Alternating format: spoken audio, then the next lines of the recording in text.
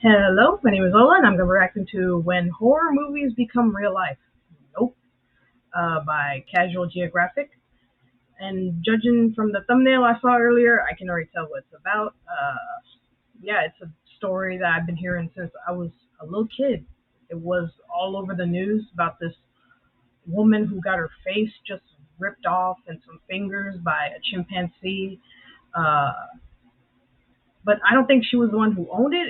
She was a friend of the person who owned the chimpanzee. Yeah, and yeah, usually people that have animals like this, they usually warn you.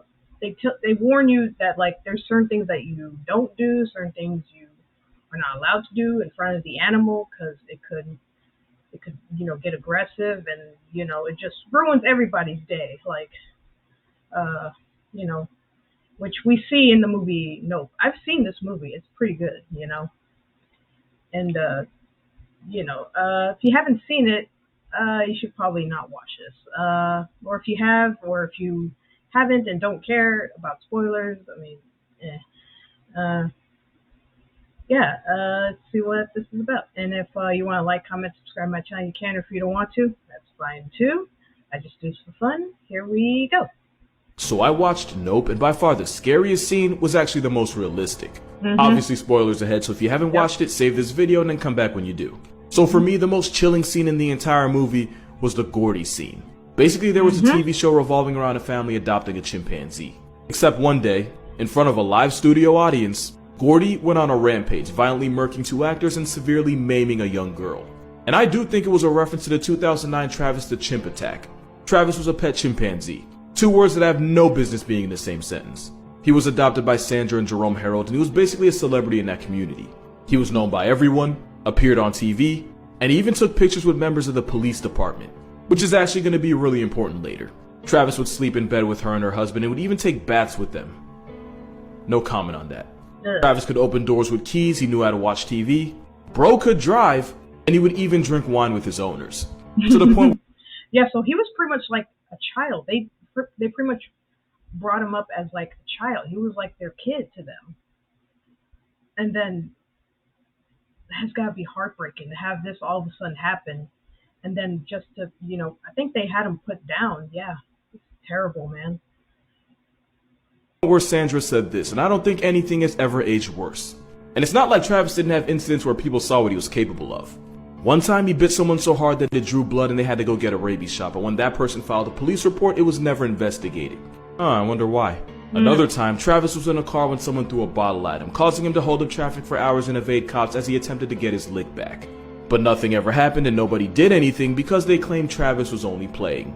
I wonder why. However, after that, Sandra decided to keep Travis inside at all times. And after her husband passed and her mental health declined, so did her ability to care for Travis. So now Travis was stuck inside, overweight from eating nothing but junk food, depressed and never able to socialize with his own kind, and bro was very much maidenless. Oh, and he was on Xanax. Yeah, at that point Travis was just a landmine with a pulse, and in 2009 it finally exploded. While helping her friend lure Travis back inside, Charlotte Nash held up his Tickle Me Elmo to get his attention. Travis charged and proceeded to horrifically maul her. Travis brutally mutilated the woman, even after getting hit in the head with a shovel and stabbed in the back with a butcher knife. Eventually Travis was put down and Charlotte Nash survived. But her face and hand had literally been torn off. It was so bad that first responders and cops needed therapy after witnessing the carnage. Damn! And Nope actually referenced her as a disfigured child star is seen wearing a veil, the same kind Charlotte would wear after the attack. Not to mention Gordy and Travis died in the exact same way. And in both cases, a wild animal is treated as a commodity and exploited. The result traumatized everyone involved.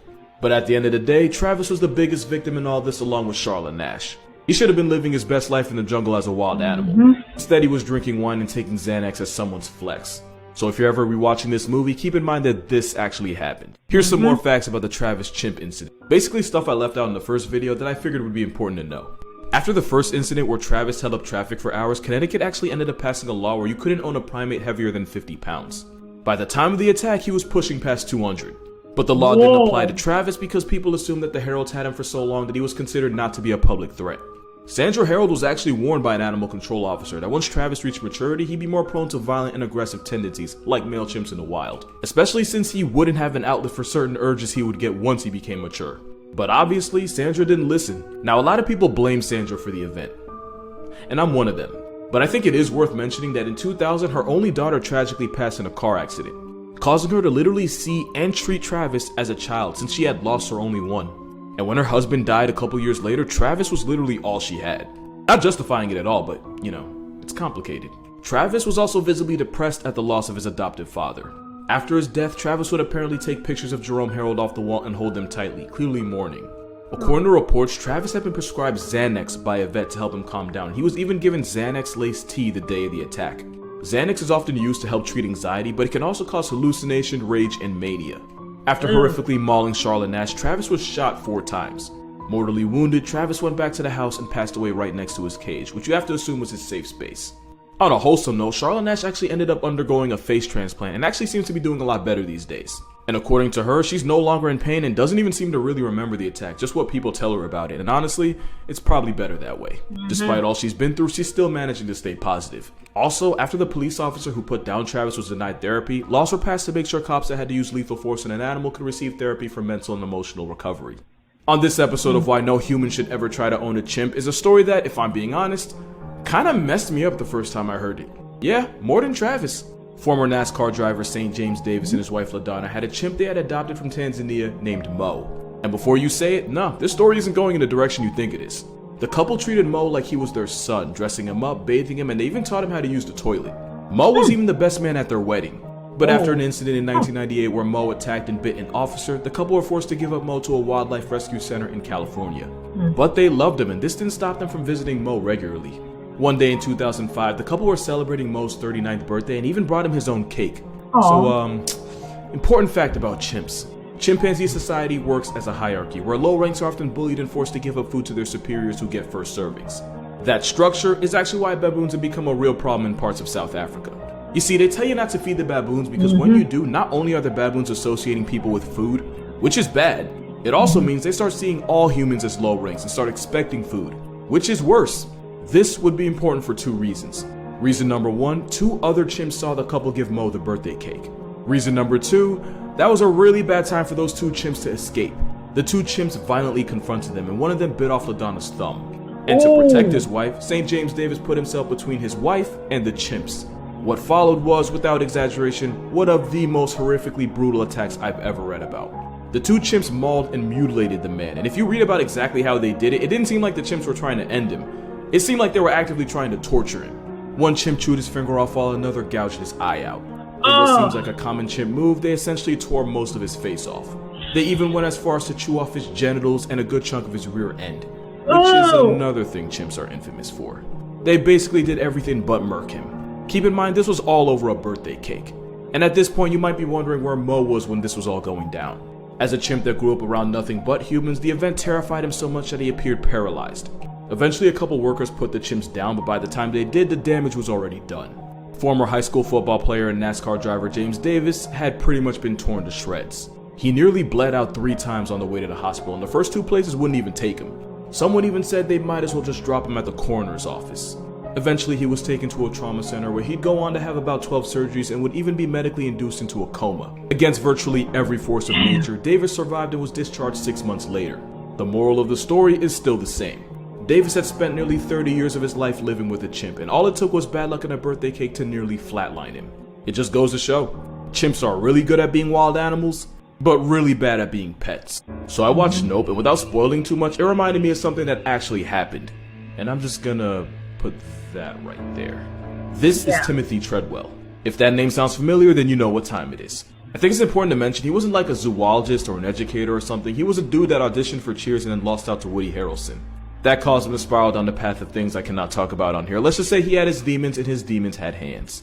But he turned his life around after going on a trip to Alaska with a buddy and observing bears up close.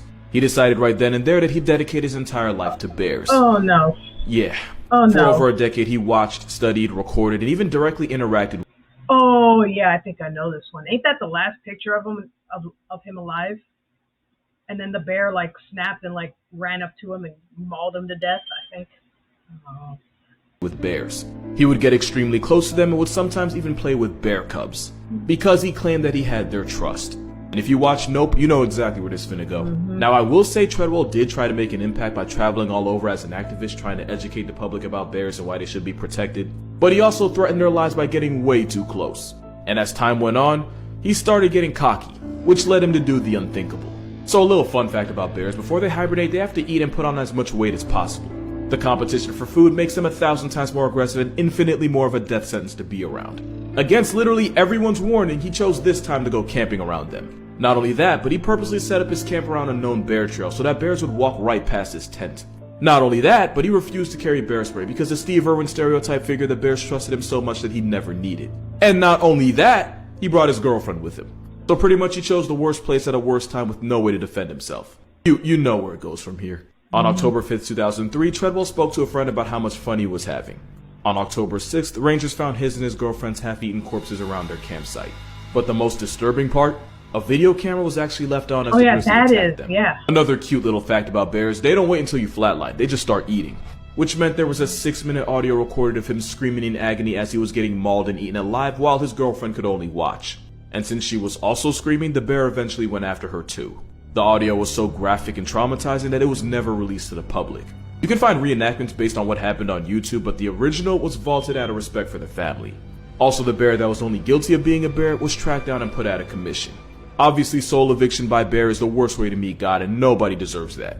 But bro literally asked for it, and it all could have been avoided with one word. Nope. Yeah, shout out to this comment, because I honestly don't know how I didn't talk about them already. So Siegfried and Roy were two German entertainers who blew up from their magic act.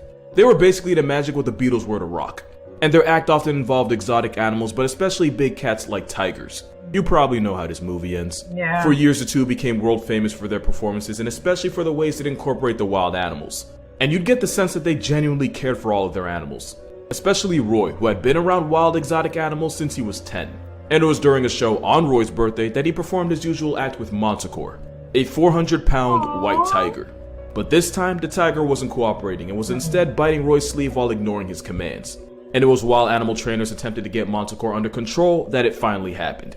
In front of a horrified audience, Manticore severely mauled the leading co-star, clamping his jaws around his neck and eventually dragging him off stage.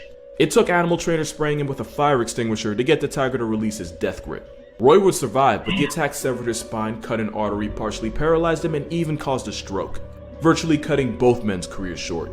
Roy refused to blame his tiger for the attack, famously telling trainers not to hurt Manticore as he was being wheeled to the hospital for life-saving surgery. Surgery that he allegedly flatlined multiple times during. Later, Roy claimed that the attack was actually the tiger trying to save his life. Roy said he was already suffering a stroke, and Manticore sensed it and attempted to drag him to safety, the same way a mother would do to her cub. However, the animal trainer that actually worked with them had a very different story. Trainer Chris Lawrence would come out and say that the real reason for the attack was that Roy's relationship with the huge cat had deteriorated. And when Roy started going off script and doing things they hadn't practiced, that's when the tiger went, "You thought I was gonna say crazy?" Nah, the tiger tigered. The trainer would also say that Roy had made several crucial mistakes handling Manticore and lied about what happened to protect the show, their brand, and himself. Roy basically called him a clout chaser. And I want to add, just for the record, there was literally nothing protecting the audience from the tigers. I mean, yeah, they were on a leash, but we're talking about an animal that solos that for a living. Your leash means nothing. But I guess after several years of performing, Roy and Siegfried figured they had complete control over the big cats. No spoilers, but major Nope vibes. But yeah, long story short, wild animal went wild animal. But why am I bringing this up? Well, a couple reasons. The largest population of tigers in the world is in India. You want to take a guess where number 2 is? Texas. In fact, this was in Houston. There are more tigers in America than found in the wild in the rest of the world. You remember that weird phase when people would use tiger selfies as Tinder profiles? I genuinely hope none of you got laid. And if you had Netflix during the pandemic, you already know about Joe Exotic.